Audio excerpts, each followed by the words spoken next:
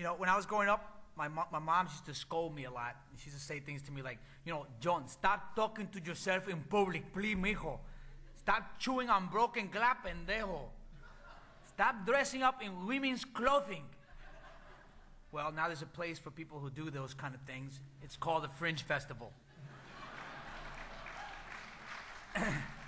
That's right, with 75,000 audience members, 5,000 artists, 1,500 volunteers, 200 shows in 20 different venues. That's French, venue. I don't know what it's called in Spanish. Vecindades, like you said. Lugares. Lugares, there you go. Qué bueno, usted sí habla español, tiene un dominio de ese lenguaje cabrón. All right.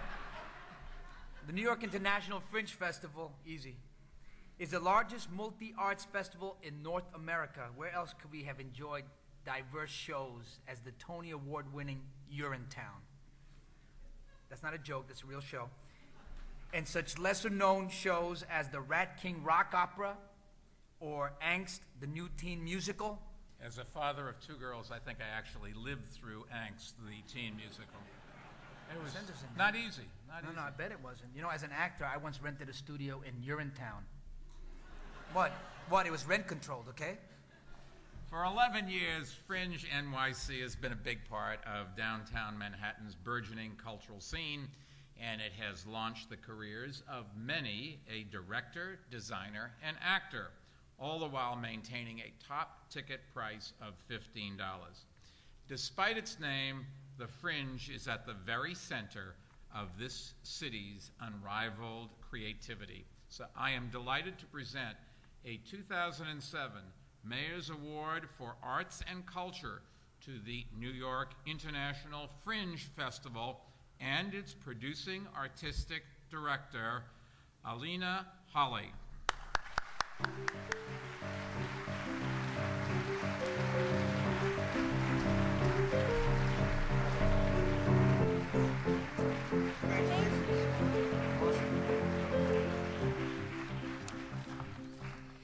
FringeNYC is built on barter, goodwill, volunteerism, and the economy of scale. 1,500 registered volunteers and a volunteer staff of more than 100, some who've taken their vacation from work each August for more than a decade, have created databases, hung lights, recorded podcasts, reviewed contracts, adjudicated applications, served beverages, sorted tickets, sweated a lot, and created FringeNYC because they love New York City. They make their living working in finance, IT, business affairs, fashion, and science, and then donate their time off, skill, talent, and energy to this festival. Their response is always, what can I do to help? And embodying the spirit of FringeNYC is Shelley Birch, who as a 1996 volunteer went door to door seeking neighborhood signatures, was later our administrative director, and is now our board president. We've operated almost entirely on earned income for more than a decade, but to continue we knew we must secure funding. We couldn't be more proud to now be funded by the Department of Cultural Affairs. And so we thank the Mayor, Commissioner, Speaker Quinn, and the City Council, and everyone who worked so hard to provide that opportunity. To the New York State Council on the Arts, who has funded us from the start, and our family at the Alliance of Resident Theaters New York.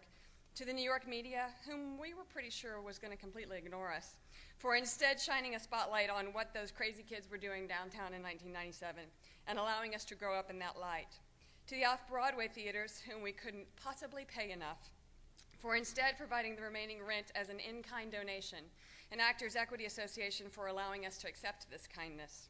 To vendor partners who provide a pro bono product or service, and our sponsors, the Village Voice and TicketWeb, both of whom, when I said, we don't need free advertising, y'all, said, what do you need? And then when I said money, they responded with, we can do that. To commercial theater folks who've made contributions even before we had a show win 3 Tony Awards, and my mentor and friend Richard Frankel, who taught me so much and gave me the month of August off as paid leave, even though he knew eventually this would provide a paycheck and I'd quit my job as his assistant. To Newmark Knight Frank and the Alrose Group, who have donated extraordinary ground floor real estate in Manhattan to service Fringe Central, and to the artists of Off-Broadway who started the indie theater movement and the New York Theater Experience for recognizing it. To John Clancy, who had the crazy notion to start a Fringe Festival in New York City, and Nancy Walsh for being in the trenches with me making sure it happened. To Kevin for showing me what it means to have a partner, and Mom and Daddy for their support of all kinds, especially when that first landlord wouldn't take an out-of-state guarantor. That a decade later, a festival created by, sustained by, and dedicated to a generation of artists who'd been working in complete anonymity on the Lower East Side is receiving this award is a tribute to all of those who made tremendous personal and professional sacrifices to make it happen. And so on behalf of the next generation of emerging artists who perhaps have the opportunity to not spend a decade working in anonymity, I thank you. Seeing an emerging playwright present a new play in a lovely, safe, clean theater with a cast featuring one taking time off from a Broadway show alongside another who arrived at Port Authority just yesterday is extraordinary. And most importantly to our audience, for the way they have embraced us and the ownership they feel in FringeNYC. They are bankers and lawyers and CEOs. They are cab drivers and teachers and retail salespeople. They bring us coffee and help us move boxes and welcome the tourists they meet in line by saying, oh, you've never been to our festival? Here's a program guide. They are New Yorkers, the hardest working people on the planet, and in celebrating this festival, you honor them. So thank you, Mayor Bloomberg. I think you rock, and there is a group of downtown's best and brightest upstairs at the Irish Rogue who totally agree with me. FringeNYC has been an extraordinary adventure. I marvel at all of it, and we're just getting started. That